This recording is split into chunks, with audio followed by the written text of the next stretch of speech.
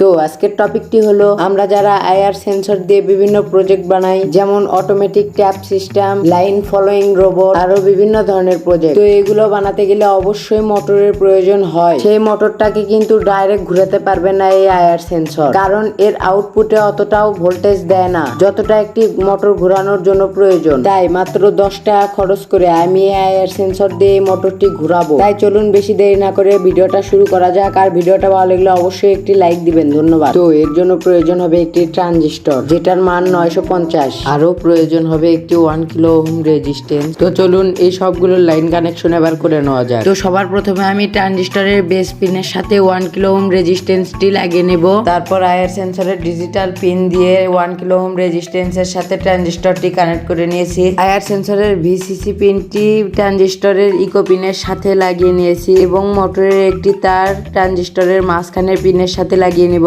তো আমি আপনাদেরকে এর পুরো সার্কিট ডায়াগ্রামটি দিচ্ছি, আপনারা সেটা দেখেও কাজ করতে পারেন, কোনো সমস্যা নাই। মোটর আর ব্যাটারি কানেকশন করে নিয়ে এর পুরো রেজাল্ট। তো আপনারা যেমনটা দেখতে পাচ্ছেন আমাদের সার্কিটে পাওয়ার দেওয়ার সাথে সাথে কিন্তু কাজ করা শুরু করে দিয়েছে। তো এই ছিল আজকের ভিডিওটা ভালো লাগলে অবশ্যই চ্যানেলটি সাবস্ক্রাইব করবেন এবং ফেসবুক থেকে দেখে থাকলে অবশ্যই চ্যানেলটি ফলো করবেন এবং পরবর্তীতে কি ভিডিও দেখতে চান তা অবশ্যই কমেন্টে এসে বলে যাবেন। ধন্যবাদ।